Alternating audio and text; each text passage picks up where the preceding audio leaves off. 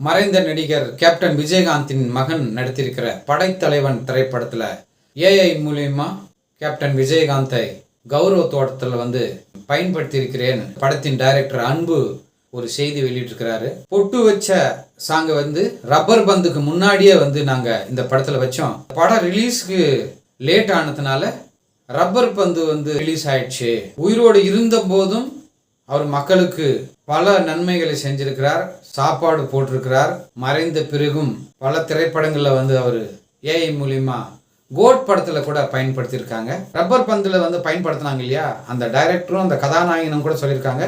அது எங்களுக்கு மெயினாக ஒரு ப்ளஸ் பாயிண்ட்டாக இருந்துச்சு. விஜயகாந்தருடைய போஸ்டரும் அதில் நாங்கள் காட்டியிருப்போங்க. அதுக்கப்புறம் டீ கடையில் கூட அந்த பாடல் ஒலிக்கும், அது எங்களுக்கு ப்ளஸ் பாயிண்ட்டாக தான் இருந்துச்சு. அந்த டைரக்டரும் படத்தின் கதாநாயகனும் அறிவிக்கிறாங்க. இறந்த பிறகும் மக்களோடு மக்களாக வாழ்ந்துன்னு தான் இருக்கிறார்.